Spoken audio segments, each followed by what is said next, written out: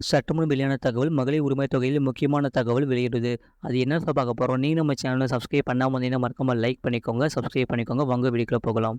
கலைஞர் மகளிர் உரிமை தொகை திட்டம் தொடங்கப்பட்டு செப்டம்பர் 15 ஓராண்டு நிறைவடைகிறது. இதை முன்னிட்டு முதல்வர் ஸ்டாலின் முக்கிய அறிவிப்பை வெளியிடுவார் என்று எதிர்பார்க்கப்படுகிறது. 2021 சட்டமன்ற தேர்தலை முன்னிட்டு அனைத்து குடும்ப தலைவர்களுக்கும் மாதம் 1000 ரூபாய் உரிமைத் தொகை வழங்கப்படும் என்று அறிவிக்கப்பட்டது. திமுக தேர்தலில் வெற்றி பெற பல்வேறு காரணங்களில் உரிமைத் தொகையும் முக்கிய பங்கு வகித்தது.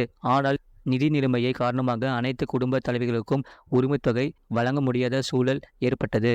1 கோடி பெண்களுக்கு வழங்கலாம் என இலக்கு நிர்ணயிக்கப்பட்டு பொருளாதார தகுதிகள் வரையறுக்கப்பட்டன.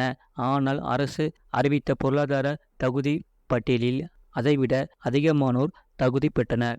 முதலில் 1,06,52,000 பேர் தேர்ந்தெடுக்கப்பட்டனர். நிராகரிக்கப்பட்டவர்கள் மீண்டும் மேல்முறையீடு செய்த நிலையில் படிப்படியாக பயனாளர்கள் எண்ணிக்கை அதிகரிக்கப்பட்டு வருகிறது. 1,15,00,000 பேர் பயனாளர்களாக இருந்த நிலையில் சமீபத்தில் மேலும் 1,48,000 பேர் இணைக்கப்பட்டனர். புதிதாக ரேஷன் அட்டைகளை பெற்றவர்கள், புதிதாக திருமணம் முடித்தவர்கள் என பலர் மகளிர் உரிமை தொகை திட்டத்தில் இணைய காத்திருக்கின்றனர். இந்த சூழலில் பொருளாதார தகுதிகளில் தளர்வை அறிவிக்க வேண்டும், புதிய பயனாளிகளை இணைப்பது தொடர்பான அறிவிப்பை வெளியிட வேண்டும் என்று கோரிக்கை வருகின்றன. இந்த சூழலில் கலைஞர் மகளிர் உரிமை தொகை திட்டம் தொடங்கி ஓராண்டு நிறைவடையும் நிலையில் முதல்வர் ஸ்டாலின் திட்டம் தொடர்பான அறிவிப்பை வெளியிடுவார் என்று எதிர்பார்க்கப்படுகிறது. அமெரிக்காவில் தொழில் முதலீடுகளை ஈர்ப்பதற்காக சென்ற ஸ்டாலின் சென்னை திரும்பினார். திமுகவின் பெரும் விழா நடைபெற உள்ள நிலையில் முதல்வர் ஸ்டாலின் மகளிர் உரிமை தொகை திட்டம் தொடர்பான தளர்வுகளை அறிவிப்பாரா என்ற எதிர்பார்ப்பு எழுந்துள்ளது. 2026 சட்டமன்ற தேர்தலில் பல முனை போட்டி நிலவும் என்று கூறப்படும் நிலையில்